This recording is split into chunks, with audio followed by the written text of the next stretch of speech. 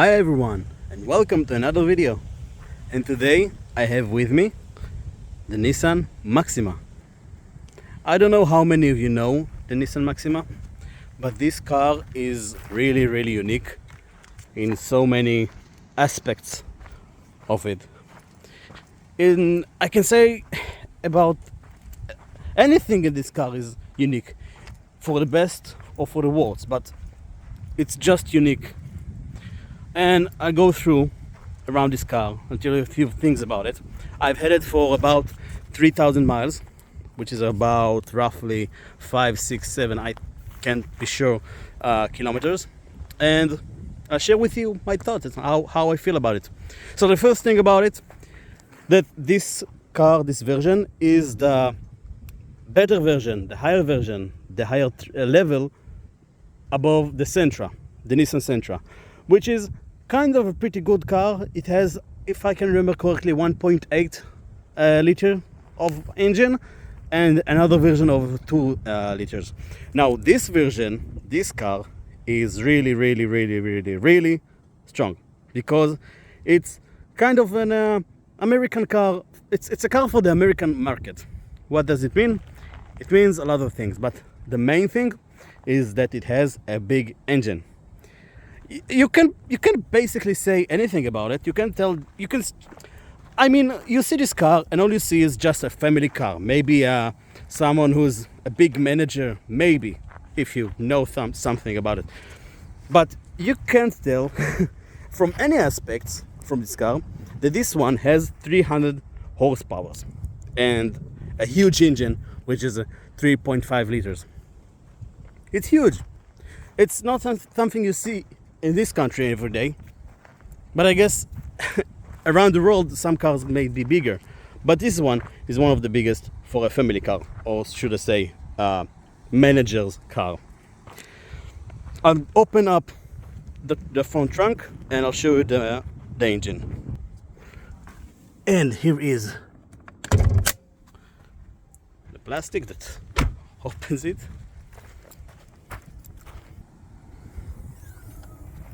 And there it is, with the hydraulics, which you don't see in many cars, but this one has it. It's much more simpler and easier for everybody, and you just don't have this latch where you have to put it like this, and it's much easier. And for the non-tech people, you have here the battery, engine of course, oil, wipers, and some other stuff which we don't really care. But this one is a V6 and it's a beautiful sounding car. We'll get to that later. But as you can see, an engine. Now let's go to the trunk. Now the trunk is kind of smaller for this segment, which is kind of weird to see. It's 14 cubic, I think, something like that. But if you see this car and you want to house some stuff and you want to take something, it's pretty okay. It's got a lot of space. You don't have to worry about it. Like if you have the how should I say, take for example the Skoda Superb. It's huge. It's got much more place, much more free space to use, but this one is just fine. Now let's get inside the car because it's pretty hot, and we'll go over everything that it offers. So first thing, keyless. Nissan Connect, right? Okay, let's go first with the cluster. So as you can see, it's starting like this, and it won't change until you change it manually over here. But if you don't, then it's fine. But I don't see anything that's really important for us as a driver to have this kind of information, like maintenance, other. What's up with that? Let's go to the next menu. Well, I mean the first menu, which is this. There is like the navigation if you go north, east, which is kind of cool. I don't know how much useful it is, but fine. and you have your speed, how fast you're going. The next one is just which radio are you listening to, which is cool, but okay, you have already your cluster over here for the media, so why over here as well? This one is just navigation.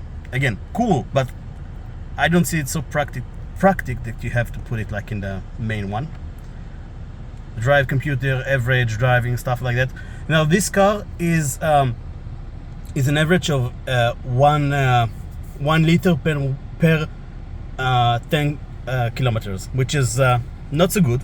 Not so good, because well, I mean, this car has huge engine, so it's part of the reason why it's so bad. But if you love driving, you don't really care about it, right?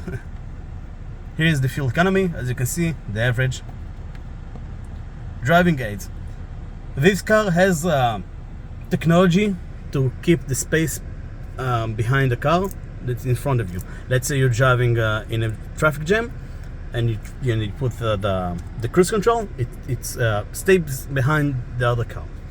Also, you have like blind spots monitor. If there is a car that's going on the left or on the right, you have this on the right as well.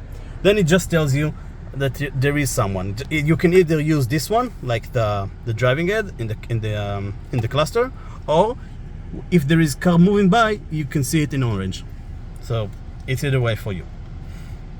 Next one is tire pressure, but this one is 33 on average, which is okay.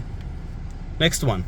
Now this one is for the heat of the engine and the heat of the oil. It's only being used if I'm using the sport mode, but I don't understand why there is a sport mode without a sport, and I'm going to explain it in a second.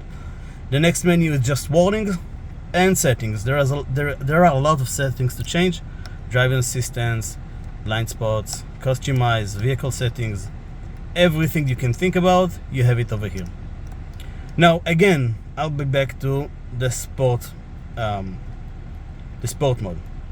Let's say we are in the house, the base setting. Now I'll move to the sport, which we have a button over here. I'll click on it. It says, okay, you are in sport mode. Click OK, and there you are in a power, which is a sport mode. It's weird for me that you have ability to go to the power menu, like the power screen, without being in a power mode. It's just really quirky for me. Now about the wheel. There you have to you can change here the volume up and volume down. So let's say you want to change from FM to Bluetooth or something like that. That's how you do it. With this one, radio stations, or move forward in the video and the YouTube video, whatever. This one I've used to change the menu. Over here, if you click on it, then this is changes like the how close you want to get to the car in front of you. This one is to change the cruise control speed. Over here you enable it. Here you can click on this phone and just go to the phone menu, and over here you have like the voice control. I'm not using it, so I can't say anything about it. And over here, like the usual car and wipers. Now the media cluster. The first thing that you can see in this video about this car that's really unique, which you don't see every day nowadays, you have a CD reader. It's freaking amazing. I didn't see a car in the recent years with a CD reader. I think the last car that I saw with a CD reader was back in 2014. It's really weird. Now about the menu. The menu does everything you need, but it just looks a bit old from me anyways. You have access to everything you need. You have the info and everything about the car. You have your phone if it's connected, audio, but I don't like how it's organized. The map works here fine. I'm not using it as well. I'm just using Waze because I like the alerts and everything on the way. Connections, Bluetooth, of course, and aux and everything. Settings, it's just settings for yourself, for the car, sound, echo, whatever.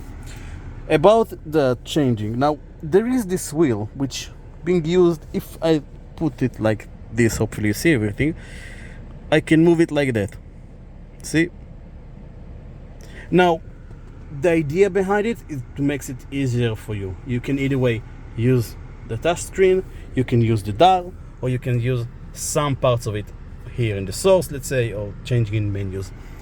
But I don't think that the wheel is really useful, because let's say I want to go down, then I'm pulling the button down. Fine. Now, but if I'm in a menu and I want to go up, you can't go up. You have to dial to the left.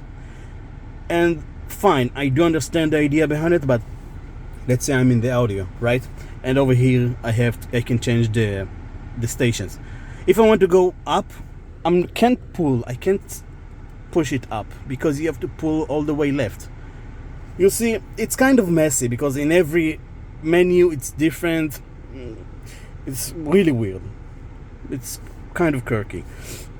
Over here you have the climate control, modes, AC, internal, camera. You have everything that you need, basically. Over here, if you want to put it in park, reverse, whatever,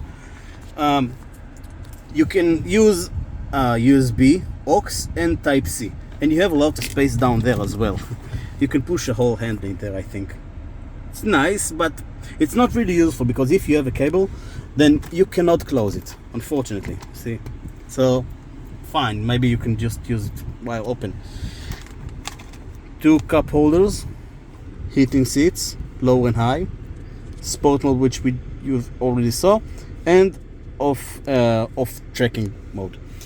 Now about this one, it's charging but not really fast, but the plus size is that it has a car auto, Apple Car and Android Auto supported, and I've already checked it. glove space, you can actually lock it, which again is weird, because in the recent years there aren't many cars that can do it, and there is a lot of space down here, a lot of space. You can put everything you need over here. Passenger side, another weird thing with this car, you can unlock and lock the car. Usually the cars these days, you can lock and unlock the car only on the left side, on the driver's side, but over here you can use both. Oh, I forgot, over here you have a trip preset, how light and dark you want your cluster. Fine. Over here you can open the trunk. I'll show you in the video. I'm clicking on it and it opens. Cool, right? And a heated steering wheel. I'm not living in a in a cold space, so it's not really useful these days. As you can see, I'm putting it already on the lowest possible, which is 18. That's another thing. The lowest I saw in cars are either way low or 16. So again, weird. The sound system is Bose's, and you have it, I think there are about 12 speakers, and the sound quality is pretty okay. Let's go over here. Let's say you are driving and you want to block the sun. This is about the place where I'm putting my head. You can actually block your whole view. You have over here a light and a mirror, but you're driving, so why so big? It's at the first time I saw it, I said to myself, how weird is it? Because why would somebody do it? But then I thought to myself, if it's something, if there is a big, like, let's say big light, or there is something that bothers you, you can actually block it, and you can just tilt it how much you want high or how much you want it low. So it's kind of useful in a weird way. Light, you have here light, LEDs, of course, both sides. This one, it just says if the open light, if some door is open. And the best thing for this car is the sunroof, which is huge.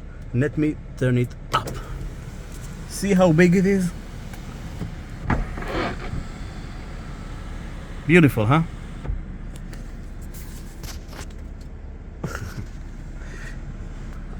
I like the idea that there is like a big sunroof. It's cool. Let's close it up. And handrest. How much space it has. Kind of spacious. I saw some bigger and some that can even get air conditioner inside. This one does not have.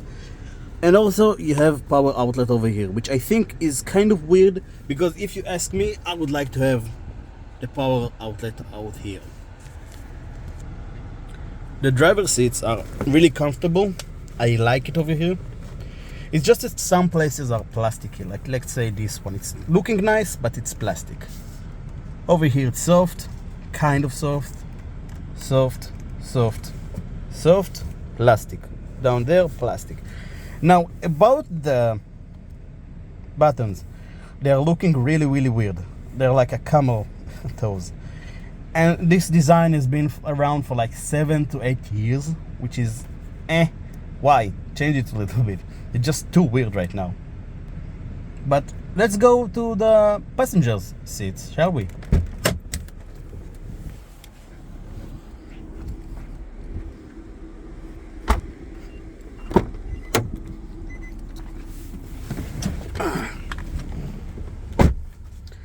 Now, behind the passenger seats, we have air conditioner, which is really cool, because not all cars have it, and if you don't, then it's not a car for me. This one, congratulations, you did good.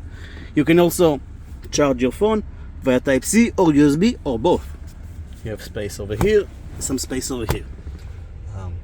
Space for bottles, another space for bottles. And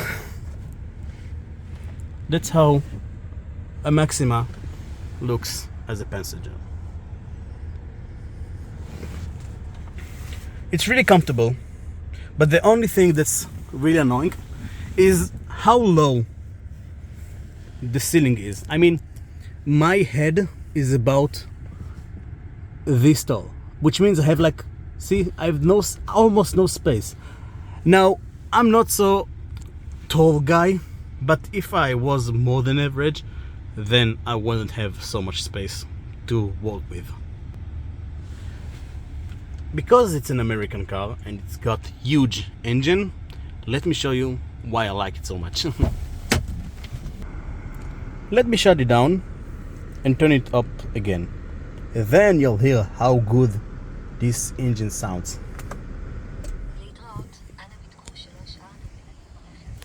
Okay, 1, 2, 3.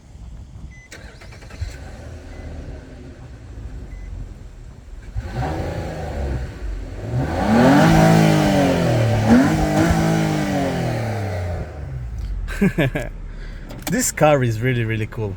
Makes you feel like you're either a manager, a speed racer, a kid. This car is really cool. I really like it. Now I would like to go with you on a list of a few things that I don't really like so much about with this car. So the first thing, the whole cluster should be digital. Because this car is so expensive, or at least where I'm living, I would like to see a cluster that's fully digital. If it's not digital, it just looks old. And if I may say, it's really reminds me of the Toyota, like let's say CHR. The CHR is like almost exactly looks like that. The next thing is, well, it's not a minus, but it's something to keep in mind. Because this car is so strong, let's say I'm like pulling it out of a traffic light, and I want to pull like fast. So I'll pull it like this. I'm not sure you can see, but everything in the cluster moves, and everything, like I mean everything. I never saw a car that if I'm like pulling the whole engine and like fully pressing it, I can actually feel the car moves without being moved. Like this, like the engine is not stacked well. I can't explain it. It's just a weird feeling. And another thing, this whole like window and button it's got too much power, because let's say I want to pull the window up. I don't know if you can see it, but let me get closer. I don't know if you see in the video, but if I'm closing the window while it's being closed, the whole door is moving. And if I'm just like moving with my leg, you see it's not, there are some plastic that are just not in the correct place for a car that's this expensive. And for the last thing that annoys me is this car does not have an electric handbrake. This one is American, so you have a handbrake in the leg, in the left leg.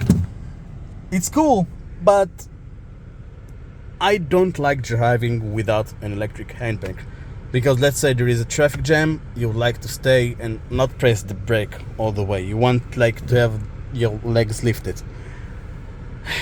That's basically all my complaints. It's a really, really cool car. And if you're asking me who this car is for, then my assumption would be a manager that would like to having a sleeper. I'm calling it the sleeper because you can barely notice that this car is really, really fast. It's a cool car, but you can barely say that it's fast. It's either way you are a manager and you don't want to be looked so much fancy with the Mercedes or any car, like a high-end car, Alfa Romeo, Audi, stuff like that. You want to be seen normally, but you don't want to be seen a fast guy. Would I recommend it? Yes and no. Yes, if you want to have a really unique car that nobody's, well, not nobody, but not many people have, and you can live with like not having an electric handbrake, stuff like that, then yeah, you should go ahead. This car offers a lot of love for the driver and a lot of quirky things and weird things, but it makes everything feels good. So that's basically it, and thank you for watching. If you have any questions about this car, please let me know. I would love to answer your questions. Thank you, and see you in another video.